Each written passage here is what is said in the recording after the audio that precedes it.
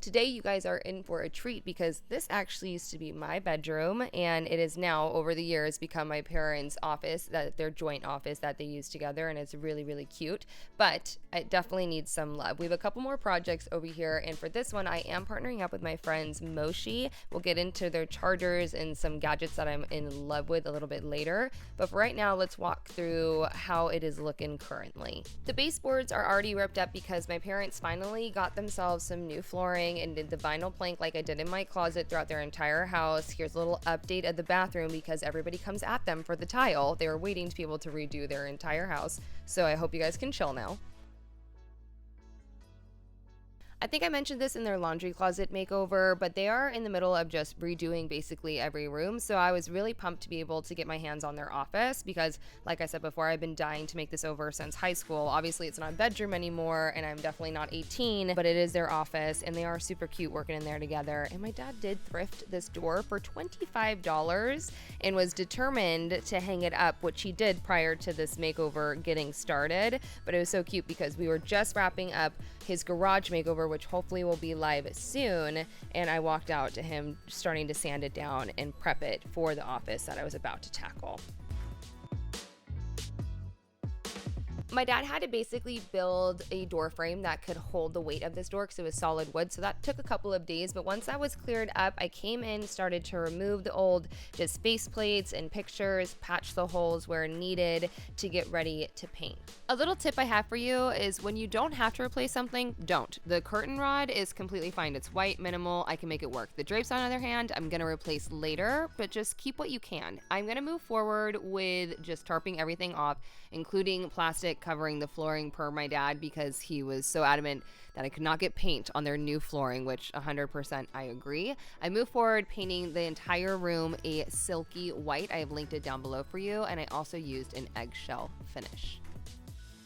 Story time real quick. So you see this nice brown accent wall, which I really don't know what my mom was thinking when she painted it, but you will see that there's texture to the right on this wall, and that is because one day my mom got really fed up and just wanted to paint the wall brown, but my dad was busy with whatever other projects in his job, so she went ahead and patched the holes that were in the wall and then painted herself. What she didn't do was remove the patch over the holes, so when you paint a color over patches that weren't properly like sanded down and textured, you will notice them. So my dad came in before I started doing this and textured where he needed to because of that. Something I will inform you if you've never painted a room before, it is very tedious and people think it's going to move quickly. It does not. You need to set aside a full day, and that's what I did here. It took me 8 hours to prep and paint and then clean up this room entirely. And I had to do 3 coats as well just due to the coloring and the tones underneath. I've always wanted to try these DIY leather strap shelves, so when I had this extra plywood on hand and the space for it, I decided to rip down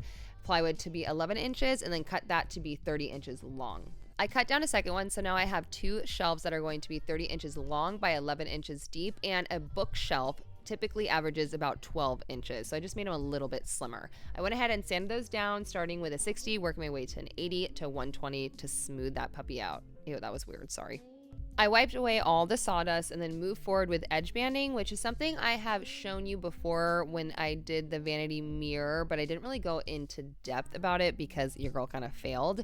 It's really simple though. What you're going to do is take your iron, I'm going to notch it down from the highest setting, just 1, and then you're going to just go over slowly but surely, but you don't want to remain in one place too long because you will burn it. Just make your way till the glue starts to fully melt and adhere. You will feel it, you can touch it and see. And then I just brush over it basically with a Behr roller to push and make sure that it is adhering evenly. I go in with a straight edge to just clean up the sides, sand it down, and it blends it right in, and it really does turn out pretty beautiful. There's different tones of edge banding as well. You don't have to do this like red oak birch that I have.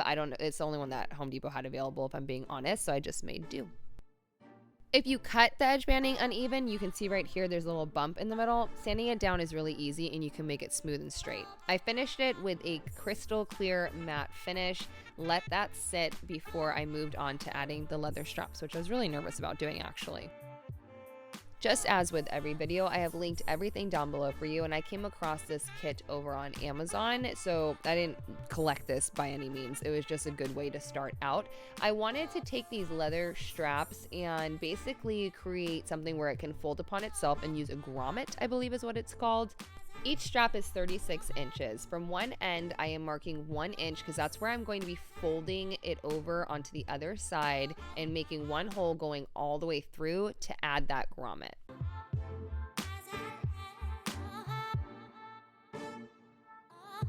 You can see the instructions to the right of me. I just followed them and I folded the leather how I wanted it to be, inserted the grommet, hammered it down, and secured them together and created essentially one big loop. I repeated that 3 more times because you need 2 for each shelf. I think you're gonna have to change that if you're making them longer. I marked 6 inches in on each side of the 30-inch long shelves and then pulled the strap to be tight and make sure that it would obviously go flush against the wall before I glued and secured it into place.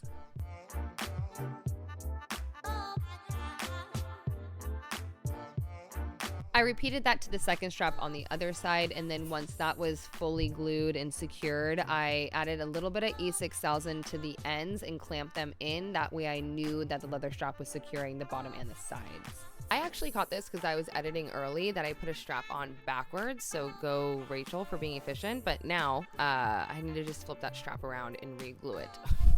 This is my first desk build ever, so just bear with me. I got inspired by Ben Ueda by using 1 sheet of plywood and my friends over at Woodbrew. I've linked their videos down below for you that were my source of inspiration, but I'm gonna put my Metz twist on it. My dad is very tall and lanky, and he needs to be able to spread out, I feel like, on his desk. He's in the corner desk right now, and I just feel like it's very crammed. He has 3 monitors, so one side of the plywood is going to be a desk, and the other side I'm going to use for the storage underneath. I cut down the larger side to be 82 inches long by 26 inches or 27, I believe, inches deep.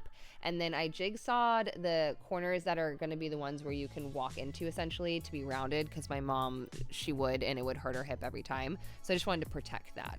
This 82 inch long by 27 inch deep piece of plywood is going to be the desktop. I flipped it over so the bottom of the desk is showing, so I can start kind of marking what I wanted to do to be the base. I wanted to do storage on one side and then these really thick wooden dowels on the other. I really like that look from Woodbrew's desk that they did.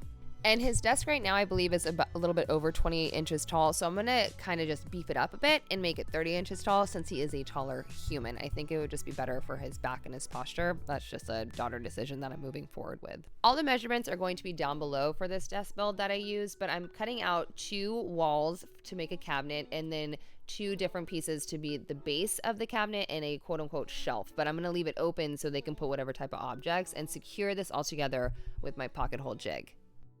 There are pocket hole plugs that you can use, but I just drilled them so they'll be in places that you will not be able to see them since you're not shorter than this cabinet, I'm hoping, you know?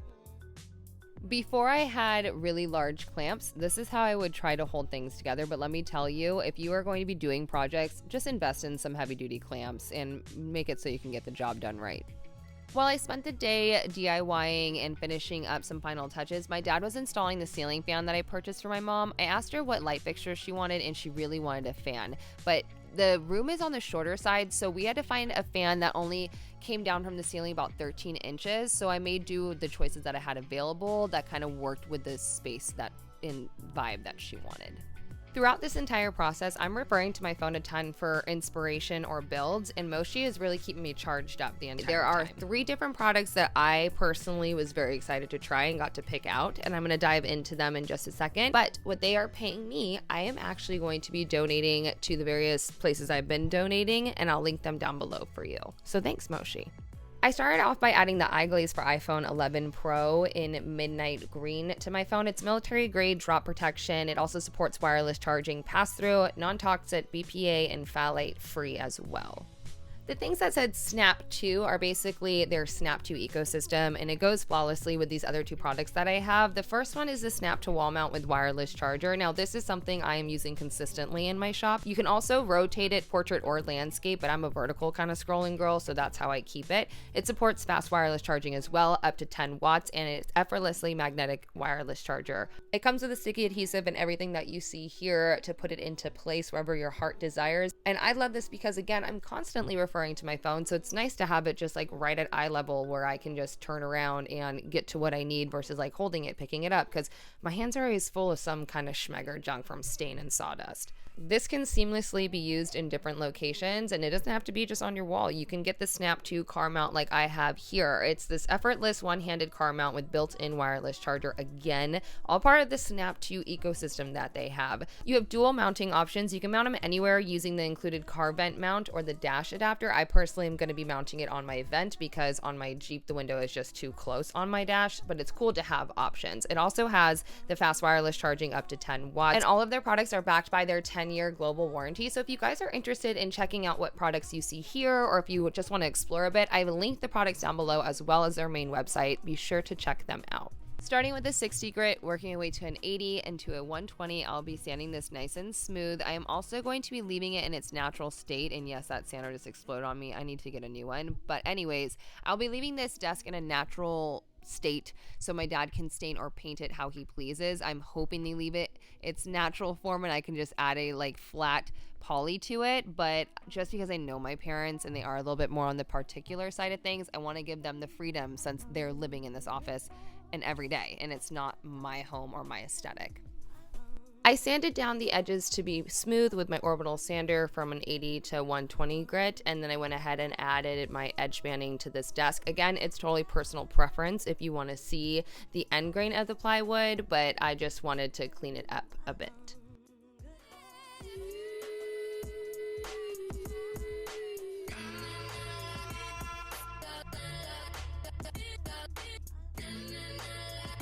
I decided to not opt to do cubbies on each side of the desk. I was inspired by wood brew to make dowel legs for the left-hand side, just so it didn't take up that much visual space and it kind of makes the room seem a little bit larger versus there being a cubby on both sides and you not being able to see through and see everything. If that, oh my god, I don't know if I'm making sense. Anyways, I just drilled a hole on both sides, like almost down to the base of the dowel with a Forstner bit. I will link it down below for you, and then glued it into place, let that sit, came in and drilled some screws through the sides to make it extra secure. I did a rough fit of what it was going to look like and I was very pleased, but you can tell automatically that it is going to bow towards the middle of the desk, and how we can prevent that is just building a very simple frame to attach underneath it so it does not bow. It will stay nice and straight. I attached that to the bottom, but on the end, I'm not going to be attaching that to the cubby until we install into the office. But we have a couple more details to add, like screwless plates. You already know I love replacing outlet plates so you can't see the screws. My dad was caulking the molding because he noticed that you could see it in camera, which I thought was cute. And I just upgraded the drapes to be just a lighter linen, not the floral. And I did keep them short because my parents do not like them falling on the ground. I have to keep my parents' preferences in mind this entire time because they're just like my everything, which you guys should know by now. So although it might not be like the most insane Pinterest office, I love it because it literally is a direct reflection of them working together. Anyways, moving forward, I had a couple of rugs on hand that have failed with other makeovers, and I will link this one down below for you. We just found one that covered the majority of the floor. I do need to get like a slip mat underneath it because when the dogs trample into here, they like wipe the entire rug out, which is an issue. In my closet makeover, I gave the tip of making makeovers manageable for you. The same thing goes for builds. Even though this is a big desk and it is my first desk, I broke it down into 3 parts so it was easy to assemble and it wasn't overwhelming, yet manageable for me. Yay! As far as my mom's desk, I'm going to be keeping it the same. She likes her setup, and if it isn't broke, don't fix it. I'm just going to rearrange some things like the millions of pens that I've seen since I even lived in this room in high school that I'm going to be sorting through and just cleaning up a bit. My dad offered to hang up the 2 shelves that we DIY'd previously. You're going to be securing it into either studs or using drywall anchors through that hole at the top of the strap that we made earlier. As far as the back wall or the main wall that you see when you come in, I'm doing 3 very simple and neutral prints that I got off of Etsy, and I am just going to do basic frames and keep it minimal because they're going to be little tchotchkes kind of all over the place, and I didn't want to overwhelm the space. You guys seem to love my mom's decor, and I wanted to show you a little bit more of it. That tile to the left, my dad actually DIY'd for my mom, I believe for one of their first Valentine's Day or anniversaries together. So DIY is in my blood. And then she has a ton of family photos and little trinkets that I wanted to display, again, all over the place, and why not a dog coaster, and make it really cozy and homey for them. I'm adding greens because my mom loves taking care of plants, or she has a bunch of them at least, so I decided to add to her collection. And then you just stage a couple of different details, maybe swap out the mouse pad for something a little bit more neutral. There are little touches here and there that you can make that don't always have to be the biggest or the craziest thing. They can be little personalized items that are going to make the space a reflection of you, and you're going to fall in love with it more, and it's just going to feel that much more cozy. Also, if you have an animal, upgrade their bed and get them a pet blanket, because what are you doing with your life if you haven't? They deserve it. I have been wanting to make over this room since I lived here in high school, and although it isn't my teenage dream bedroom, it is a fully functional office for both my mom and my dad, with a ton of space for them to move in and make it more functional for them as they continue to work in here. By switching up your color scheme in your bedroom, that will immediately change the mood and the vibe. With that brown wall gone, it doesn't feel so like cemented to the left. It kind of just feels a little bit more free-flowing in my opinion. It does look a little bit empty towards the middle, but keep in mind they have 2 dogs that are literally always at the bottom of their feet, so that's the decor for the floor that will root it to the center.